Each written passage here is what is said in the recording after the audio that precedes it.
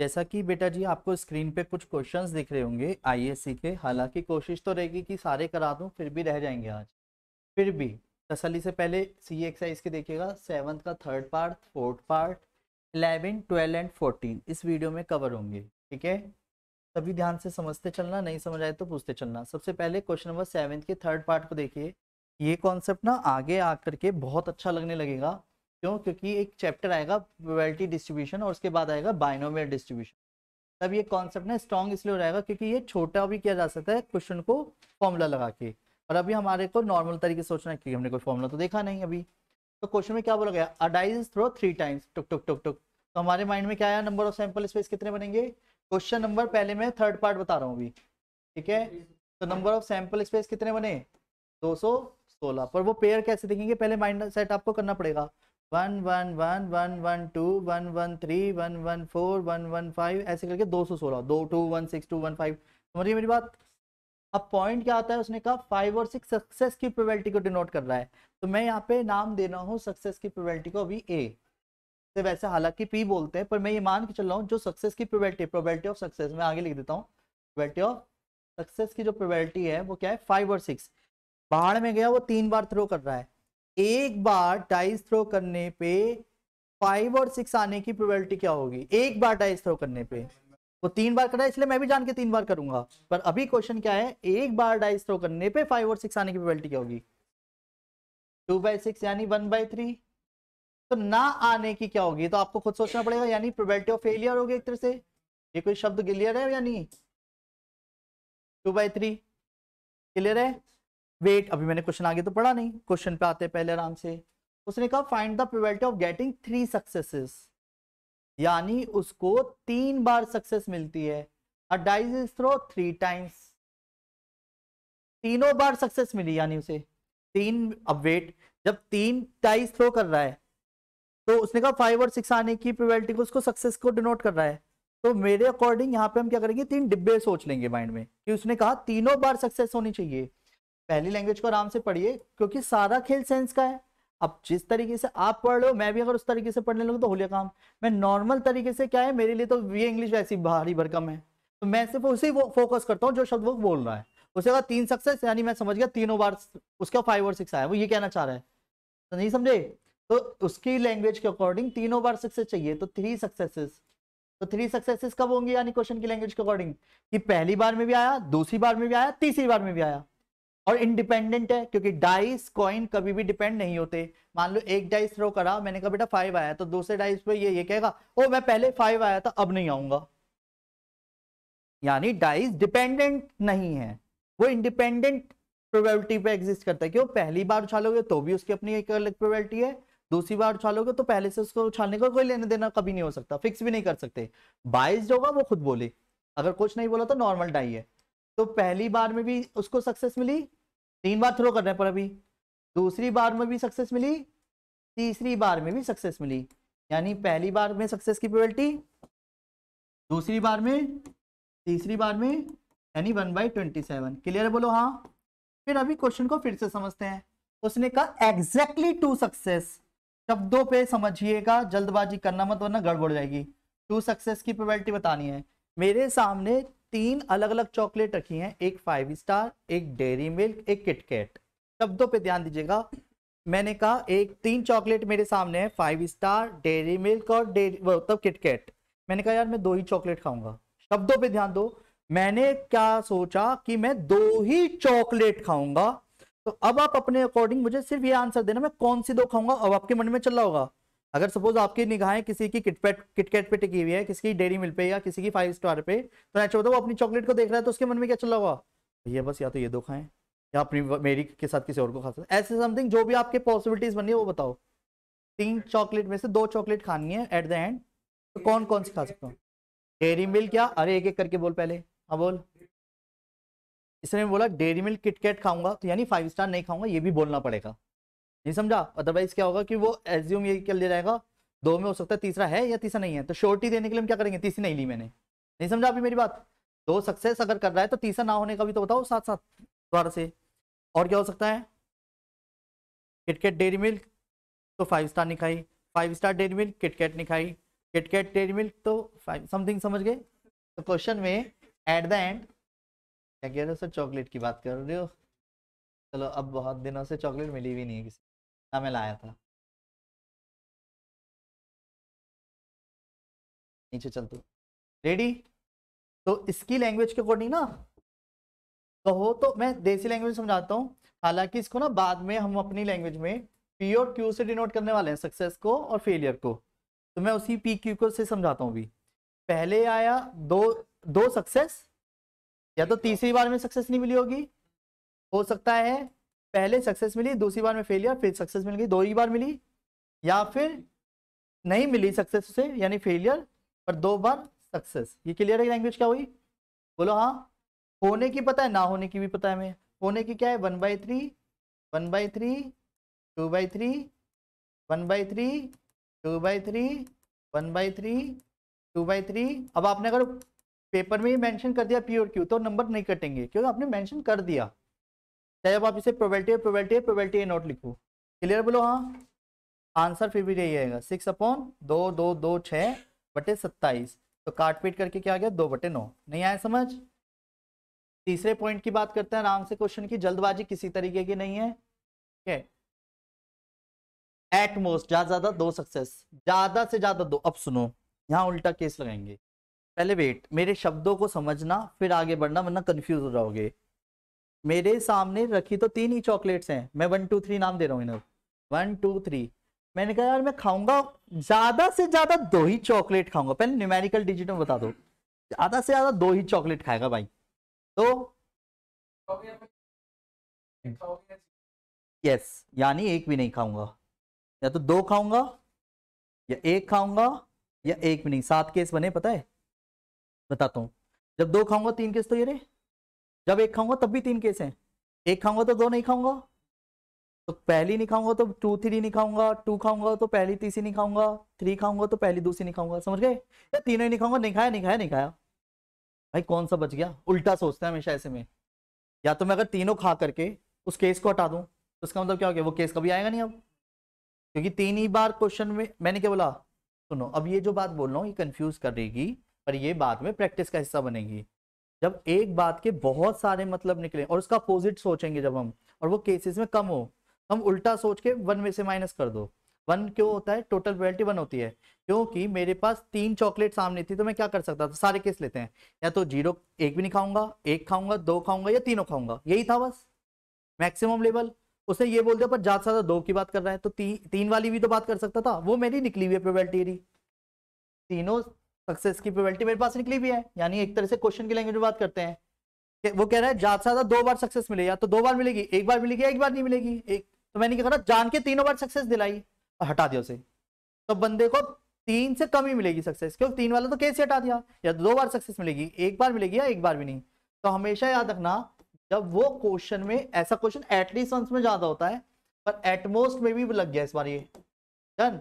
जो इधर एटमोस्ट में क्या हो गया, एटमोस्ट 2 सक्सेस में 7 केस बने, या तो चाहे कहो तो करके दिखा दूंगा, या बेस्ट ऑप्शन क्या है आराम से सोचो मेरी तरीके से, 2 ये वाला, फिर 1 बार में 3 केस हो जाएंगे और फिर तीनों ना आने की भी केस आएगा। उल्टा क्या सोचा भाई, तीनों बार सक्सेस मिली, लिखने का तरीका एक्चुअली एक्सिक्यूटिव थ्योरी होता है, मैं लिख नहीं रहा। तो मैंने क्या करा, तीनों बार सक्सेस मिली, पहली बार में भी, दूसरी बार में भी, तीसरी बार में भी। तीनों बार सक्सेस जो मिली उसे 1 में से हटाया टोटल प्रोबेबिलिटी में से, तो तीनों बार की सक्सेस का तो क्वेश्चन ही हटा दिया ना। तो अकॉर्डिंग टू क्वेश्चन सेंस वही तो निकला, 3 बार की हटा दी। तो बताओ, मैंने कहा अब मैं एक चीज समझना, तुम कह रहे थे भैया ज्यादा से ज्यादा 2 चॉकलेट खाना, मैंने अच्छा ठीक है 2 खा सकता हूँ, तुमने कहा हाँ। 1 खा सकता हूँ, मैंने कहा हाँ, और आपने कहा 1 भी नहीं, मैंने कहा हाँ। अब मैंने उल्टा किया, बच्चों शब्दों पे समझना, मैंने कहा मैं तीनों चॉकलेट नहीं खाऊंगा, और बताओ बस यही तो कहना चाह रहा है, समझ गए मेरी बात। क्योंकि एक बच्चा ये चाहता है कि मुझे 1 चॉकलेट मिले, 1 मिले, 2 मिले या तीनों मिल जाए, उसके दिमाग में ये चल रहा है। तो उसने कहा भैया ज्यादा से ज्यादा 2 ही खाना, मेरे शब्द क्लियर है। तो और मैंने क्या बोला, सुन मैं तीनों नहीं खा रहा, खुश। तो उसको क्या लगा, तीनों नहीं खा रहे, पर तीनों ही तो नहीं खा रहे, भैया ने ये थोड़ी बोला 2 नहीं खाएंगे, 1 नहीं खाएंगे, 1 भी नहीं खाएंगे। तो वो केस हटा दिया बस कि मैं तीनों नहीं खा रहा, 1 बचे या 2 बचे या तीनों बचे वो उसके ऊपर है, मैं तीनों नहीं खा रहा, यानी मैंने जान के तीनों सक्सेस की प्रोबेबिलिटी निकाली, टोटल में से हटा दिया, तो बाय डिफॉल्ट अब चॉकलेट बचेगी बचेगी। नहीं समझा? अकॉर्डिंग टू क्वेश्चन 1/3 होने की यानी 1-1/27 26/27 आया समझ? और अगर आप कहते हो नहीं सर मुझे ये समझ अभी भी नहीं आया है, तो इसका बेस्ट तरीका फिर मैं यही कहूंगा, मैं सातों के सातों केस बना के दिखा दूं, ज्यादा बेस्ट है।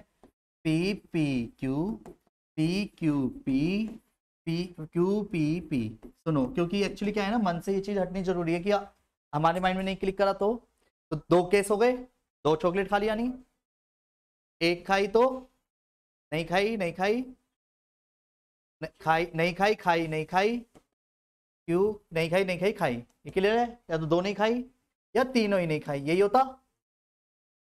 क्लियर है? तो वेट, यहाँ पे क्या आएगा 1/3 1/3 2/3, ये वाले जितने केसेस है 3 टाइम्स है, ऐसे करके तीनों को जोड़ दो एक बार में है। फिर वेट 1/3 2/3 2/3, ये भी 3 टाइम्स है, ये रे आगे पीछे होने से तो फर्क पड़ नहीं रहा। क्लियर है? और ये क्या हो गया 2/3 2/3 2/3। क्लियर है? 27 एलसीएम है नीचे, 3 दूनी 6 ऊपर, 3 दूनी 6 दूनी 12 ऊपर, 2 दूनी 4 दूनी 8 ऊपर, 26/27।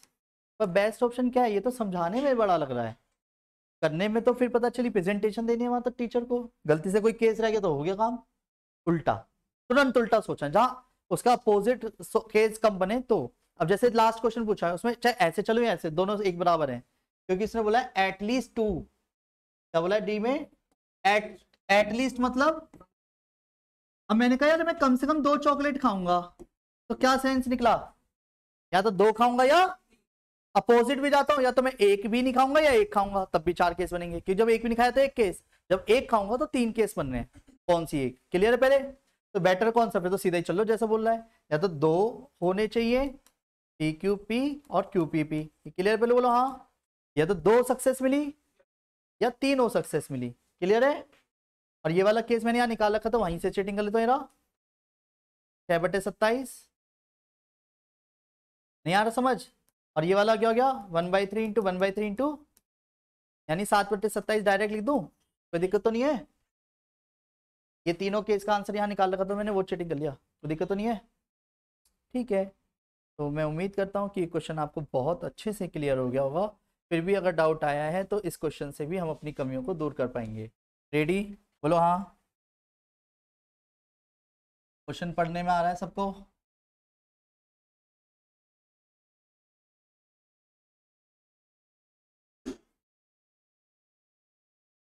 बोलो हाँ।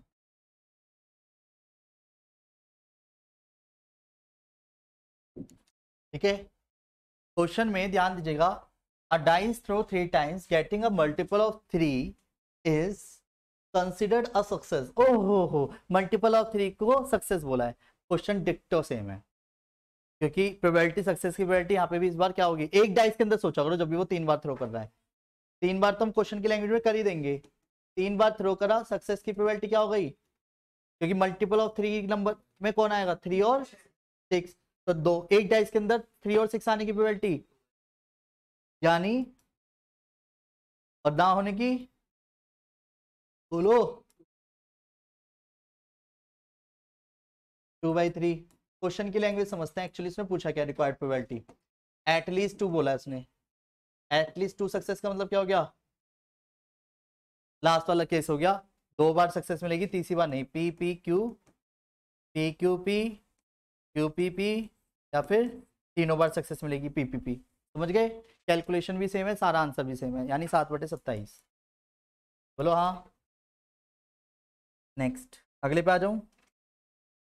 इसके बाद आपने क्वेश्चन नंबर कौन सा बोला था, क्वेश्चन नंबर 11 12। हाँ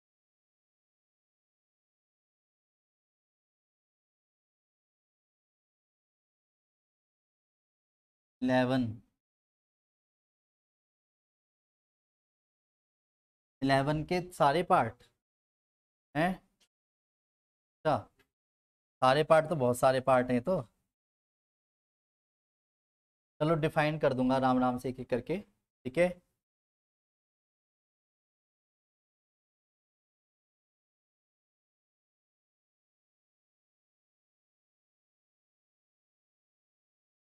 पहले एक एक करके समझिएगा। उसने बोला an anti craft gun can take a maximum of 4 shots at an enemy plane moving away from it. 4 shot मारा, अब उसमें से कितने हिट हो रहे हैं तो पता ना हमें। उसने कहा first second third fourth shot की जो प्रोबेबिलिटी है उनकी प्रोबेबिलिटी दे दी लगने की। तो यानी पहले क्वेश्चन की अगर बात करूं तो प्रोबेबिलिटी ऑफ ए पता है, प्रोबेबिलिटी ऑफ बी पता है, प्रोबेबिलिटी ऑफ सी पता है, प्रोबेबिलिटी ऑफ डी। मैंने 4 शॉट को नाम दे दिया, A B C D shot है। डन। तो जैसे ही उसने प्रोबेबिलिटी ऑफ ए दे रखा है तो इसकी प्रोबेबिलिटी 0.4, 0.3, 0.2, 0.1 ना होने की क्या हो रहेगी, और प्रोबेबिलिटी ऑफ डी नॉट। नहीं आ रहा समझ, नॉट क्या आएगा, C not, D not, A not. 0.6, 0.7, 0.68, 0.9। What is the probability that gun hits the plane. अब यहाँ कोई वाला खेल आ गया, सेंस निकलना है। तुम्हारे पास एक बंदूक है और आपने सीधा, बस आपका टारगेट क्या है लैंग्वेज के अकॉर्डिंग, वो क्वेश्चन में कहना क्या चाह रहा है, यू जो प्लेन है वो उड़ जाना चाहिए। जो शत्रु का प्लेन आपके ऊपर से उड़ता हुआ जा रहा है वो सिर्फ, वो चाहे 4 गोलियों से मरे, 1 से मरे, 2 से, उसको ये पता है शूट करने पे वो मरेगा ही मरेगा, वो प्लेन पे हिट होगा ही होगा। ये क्लियर है। उससे तो बस ये बोला प्लेन पे हिट होना चाहिए। तो कितने केस बने आराम से सोचो। तो पहले लैंग्वेज में समझते हैं। आपने 4 गोलियां दागी, duck duck duck duck duck duck, और वो कह रहा है हिट होना चाहिए। तो आपकी लैंग्वेज में कितने हिट हो सकती हैं,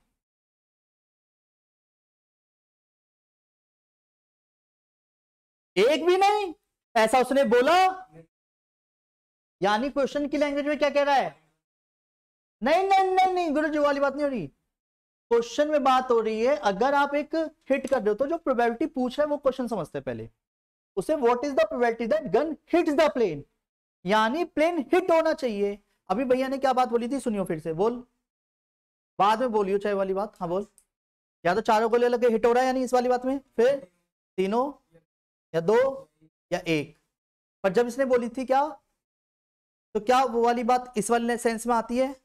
तो इसका मतलब वो प्रोबेबिलिटी क्या कह रहा है, एटलीस्ट वंस। क्या बोला है, यानी इस क्वेश्चन में वो जो रिक्वायर्ड प्रोबेबिलिटी पूछ रहा है वो क्या पूछ रहा है, नहीं समझे, यानी 1 या 1 से ज्यादा बार लग जाए गोली, यानी एट द एंड हिट होनी चाहिए। चाहे 1 लगे, 2 हिट करे, 2 ना हिट करे कोई बात नहीं, 3 हिट करे, 1 ना करे, 4 हिट करे, 4 हिट करे, एक ही केस। इनमें केस बनाने बैठो ना 15 केस बनेंगे, 15। 16 ही बच रहा है बस वो एक उल्टा। तो मैंने क्या मान लिया, एक भी हिट ना करी भाई साहब, हटा इस केस को, किसमें से 1 में से, तो गोली तो हिट होगी क्योंकि मैंने वो ऑप्शन ही हटा दिया। इसका मतलब क्या, 1 से ज्यादा जब भी बोला करे ना, मैंने कहा यार ए गोली नहीं लगी, बी गोली भी नहीं लगी, तीसरी गोली भी नहीं लगी, चौथी गोली भी नहीं लगी, और जबकि क्वेश्चन क्या कह रहा है, लगनी चाहिए।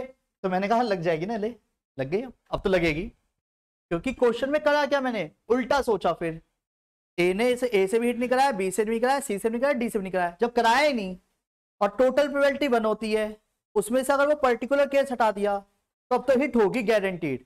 अब सुनो, फिर वही वाली बात आती है, पिछले क्वेश्चन की तरह करने बैठो तो केस 15 है। मैं ऐसी ऑर्डरली बताता हूं, एक बार हिट करने की प्रोबेबिलिटी अगर निकालने की बात आती तो हिट करी 3 ना हिट करने की, नहीं हिट करी 2 बार ना हिट करने की, 1 बार हिट करी तो बाकी 3 ना हिट करने की, चौथी बार करी तो 3 बार ना हिट करने की। एक ये 4 केस हो गए। 2 बार हिट करने पे 6 केस बनेंगे, 2 फिर 2 फिर, समझ पा रहे हो, ये और ये अलग अलग हैं, पी पी क्यू क्यू, ठीक है। फिर क्वेश्चन में ये और ये तो अलग है, पी पी क्यू क्यू, फिर कौन सा, हाँ ये वाली तो भूल गया, नहीं ये ले लिया वैसे, क्यू क्यू पी पी, समझ गए, ऐसे करके 6 बनेंगे। फिर 3 बार में 3 ने करा, 1 ने नहीं करा, फिर 3 ने करा, 1 ने नहीं करा, फिर इन दोनों ने, तीसरे ने करा, इसने नहीं करा, ऐसे करके फिर 4 केस बनेंगे। फिर चारों ने करा, वो एक ही केस है, उल्टा, तुरंत उल्टा, एटलीस्ट वंस, यानी नान होने की निकाल के 1 में से माइनस। नहीं आया समझ, फिर से समझते यार। ये रहा, अब तो क्लियर बोल रहा, कह रहा 1 ट्रायल एक्सपेरिमेंट, एक हिट करने की प्रोबेबिलिटी ये दिख रही है, और 3 इंडिपेंडेंट है, और वो कह रहा है एटलीस्ट 1 चाहिए। तो क्या करोगे, किसको, ना होने की, ना होने की, ना होने की कितनी बार लिखवा, 3 बार, समझ गए। 3 बार क्यों लिखवा, क्योंकि क्वेश्चन में 3 टाइल बोल दिया उसने, 3 इंडिपेंडेंट इवेंट्स, और हर एक की प्रोबेबिलिटी सेम है होने की। नहीं समझे? फिर तीसरा समझो, a man can killed a bird once in 3 shots. 3 shot hit करता है यहाँ पे भी फिर से एक बर्ड को मारने के लिए बेचारा। On the assumption that he fires 3 shots, what is the chance that a bird is killed? तो भैया एक बर्ड को किल्ड करना है उसको, कितने शॉट मार रहा है? अब वेट और थोड़ा पढ़ते हैं क्वेश्चन में। A man can kill the bird once in 3 shots, यानी हिट करने की प्रोबेबिलिटी कितनी है? हिट करने की प्रोबेबिलिटी, हिट ना करने की प्रोबेबिलिटी 2/3। उसको चांस कितने मिले हैं? तो क्वेश्चन के अकॉर्डिंग कह रहा है कि उसे मारनी है। तो मैंने कहा ना पहली गोली लगी, ना दूसरी लगी, ना तीसरी लगी, 1 में से हटा दो, रिक्वायर्ड प्रोबेबिलिटी आ जाएगी। नहीं समझे? नहीं आया समझ? आ रहा है समझ? आ रहा है? बोलो हाँ। तुम कह रहे हो मैं मान लेता हूँ। हाँ भैया, नहीं है, आज हुई है, आज खत्म हो गई, क्या कर सकता हूँ? मैसेज किया हुआ है पाने वाले को। जी भैया, आगे बढ़ जाऊँ? बोलो हाँ। ट्यूसडे इतने, बाकी सभी फोर्थ और फिफ्थ पढ़िए इतने, और कॉन्सेप्ट स्टर निकाल लीजिए। कॉन्सेप्ट स्टर, कॉन्सेप्ट स्टर, हाँ तो दिखा ना। पेपर में क्यों ना आया? कॉल भी बैक ना करी तूने?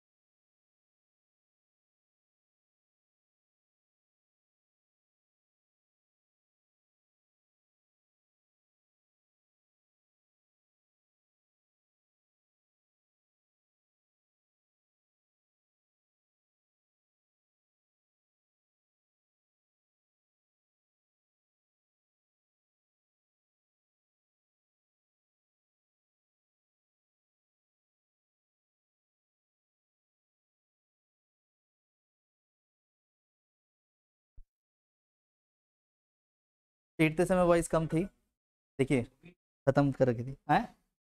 जैसा कि ये क्वेश्चन और ये क्वेश्चन आप कर लेंगे, सेम सेम है, कर लोगे? ठीक है, आप कह रहे हो तो मैं आगे बढ़ जाता हूँ। इसके बाद क्वेश्चन नंबर 11 के तो सारे पार्ट हो गए, देन कौन सा पार्ट था? 12 भी बताना दीदी, सेम ही है तो करने नहीं करने, बस ये बता क्या कह रही है, उड़ा दो क्या ऐट रही है अभी ये? है ना, थोड़ा सा ऐट लगी ना इसमें, तेरा असर आ रहा है, मैं ही देख रहा था। देखिए प्रोबेबिलिटी, क्वेश्चन की गरिमा को समझिए क्योंकि हर एक क्वेश्चन की अपनी एक नींव है, ठीक है। तो probability that man will be alive 25 years hence is 0.3 and the probability that his wife will be alive 25 years hence 0 is 0.4। नहीं आया समझ? फिर से समझते हैं। the probability that man will be alive 25 साल तक की जीने की जो probability है years hence is probability that his wife will be, तो बंदे के जीने की probability अलग दे रखी है और बंदी के जीने की 0.4। क्लियर है? तो दोनों की अलग अलग प्रोबेबिलिटी दी है, तो ये कौन हो गए मान लिए? इंडिपेंडेंट, क्योंकि उसके जीने से इसके जीने का कोई लेना देना नहीं है। नहीं समझे? फाइंड द प्रोबेबिलिटी, ये 25 ईयर्स है, इसके चक्कर में मत पड़ना, ठीक है, कभी कंफ्यूज हो रहा हो। फिर बोथ विल बी अलाइव, पहला पॉइंट क्या कह रहा है वो लैंग्वेज में? बोथ विल बी अलाइव, मतलब क्या है इसका? तो क्या आंसर होगा? है इंटरसेक्शन होगा। Very good. टेस्ट देने ना आते हैं ये ना कॉल उठाते हैं। तेरे टेस्ट ना देने पर और कॉल ना उठाने पर 50 डंडे वैसे बन चुके। बात को तो ऐसे समझ, इनके बच गए जो नहीं आए, पर अगर इन्होंने एक दिन के अंदर और टेस्ट नहीं दिया, राशिका और हमारे बीच मौजूद दिव्या दीदी, तो 25 डंडे वैसे भी फिक्स हैं, ठीक है। इसका मतलब ये नहीं है टेस्ट नहीं देंगे, टेस्ट तो देना पड़ेगा। 0.3 इंटू 0.4 आंसर। दो चार क्वेश्चन देखो, एक भी नंबर ना आए कोई बात नहीं, फेस तो कर लेंगे। फेस करने से क्या होगा कि अब जब आज शाम को मैं कराऊंगा क्वेश्चन जैसे, तो आप उनको समझ पाएंगे कि क्या गरिमा है हर क्वेश्चन की। दूसरा, कुछ चीजें और भी होती हैं कि कहाँ पार्शियल फ्रैक्शन में क्या लगना है, क्या कुछ और लगा रहे हैं, नीचे वाले का डेरिवेटिव ऊपर बनाने की चीजें नीचे फैक्टर बना के फॉर्मूला भी घुसेड़ रहे हैं, तो कोई सेंस नहीं बना ना, सारी चीजों की एक मर्यादाएं हैं, तो वो लांग रखी है बालकों ने। Only the man will be alive, only man will be alive मतलब क्या है? Only man will be alive, only man मतलब क्या सेंस निकला इसमें? तो मतलब कि बी मरेगी, नहीं समझे? यही केस है बस, ए इंटरसेक्शन बी नॉट। नहीं आया समझ? ए लोन नहीं कह सकते, हाँ ए लोन भी कह सकते हैं। तो 0.3 और बी के ना होने की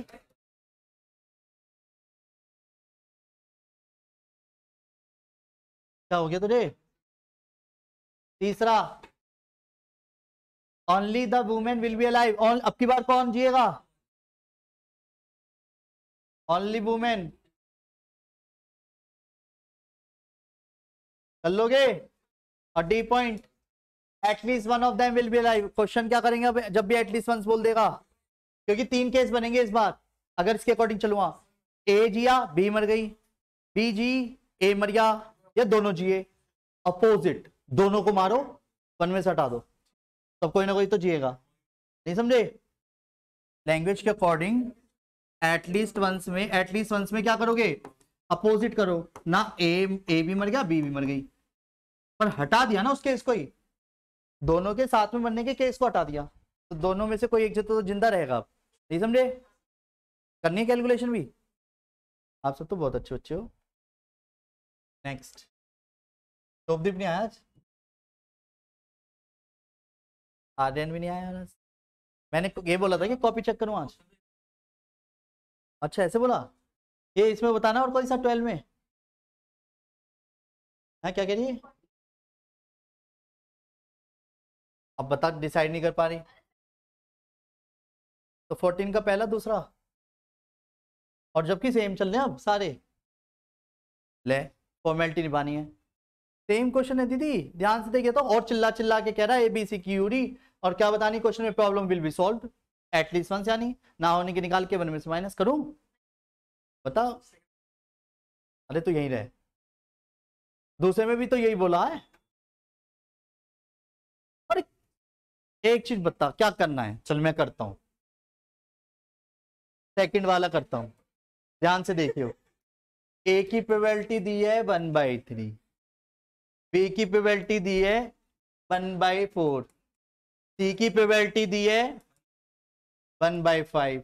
ए के ना होने की भी हमें पता है, बी के ना होने की हमें पता है, सी के ना होने की हमें पता है, ठीक है। ए के ना होने की 2/3, बी के ना होने की 3/4 और सी के ना होने की 4/5, ठीक है। परसों की क्लास ज्यादा इंपॉर्टेंट है, ज्यादा नहीं बहुत ही ज्यादा इंपॉर्टेंट है, बहुत ज्यादा इंपॉर्टेंट है, बस इस बात को ध्यान रखना। अगर आप भूल जाएं तो मैं फिर भी बता रहा हूँ, परसों बहुत इंपॉर्टेंट है। तो इस बात किस वजह से, कॉन्सेप्ट के पॉइंट से, क्योंकि अब नया कॉन्सेप्ट जो है वो बड़ा मेन है, तो जो डाउट रह जाएंगे वो सैटरडे में कंप्लीट कर लेंगे हम, समझ गए मेरी बात। पर अपनी तरफ से एक्सरसाइज कंप्लीट पूरी रखिएगा। इधर भाई साहब आप देखिए, क्योंकि आपको समझना है। वो तो यू कह रहा प्रॉब्लम सॉल्व होनी चाहिए, तो एटलीस्ट वंस कहना चाह रहा है, कोई भी सॉल्व कर दे चाहे, तो हम क्या कहेंगे पता है, ना ए ने प्रॉब्लम सॉल्व करी ना सी ने करी, जबकि वो ऐसा कह रहा है 1 में से हटा दो, समझ गए। ये इस तरीके की फॉर्मेशन को समझ पा रहे हैं आप, कर क्या रहा हूं मैं। चलिए, तो उम्मीद करता हूँ आज की क्लास के सभी क्वेश्चंस कॉन्सेप्चुअली कंप्लीट हो गए होंगे, ठीक है। डी एक्सरसाइज के डाउट नेक्स्ट क्लास ले जाएंगे, ठीक है। वो बनेगी अक्टूबर नवंबर के फर्स्ट वीक से, या अक्टूबर जाओ अभी 1 मिनट, पकड़ पकड़ में बैठ जा, थॉट वाली डायरी मिलेगी मेरी, जौन सी थॉट निकलेगी वही बोलूंगा। ये तो मैप खुल गया।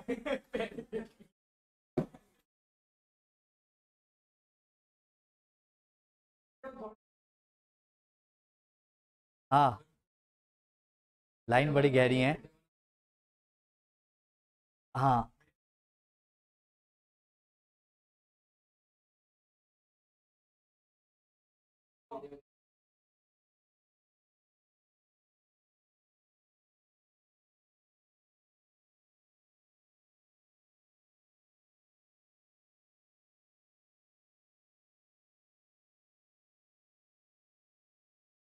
बच्चों मेन बात ये है कि एक होता है ना खाली प्लाव बनाना, जब हम अपनी लाइफ में एक फालतू का तो ड्रीम देख रहे हैं कि नहीं मुझे 100 लाने हैं, पर उसके पीछे मेहनत नहीं कर रहे तो नहीं आएंगे। और अब्दुल कलाम जी की एक लाइन है जो आपको स्पेशली बोल रहा हूँ मैं, एक बार 100 नहीं आए ना दोबारा, तो वो पहला जो 100 आया था ना वो तुक्का कहलाएगा, और जो 90+ आए थे ना, अगर दोबारा नहीं आए तो वो भी तुक्का कहलाएंगे। तो सिंपल लाइन में औरों को बाकी बता रहा हूँ कि आपको इसके लिए मेहनत करनी पड़ेगी।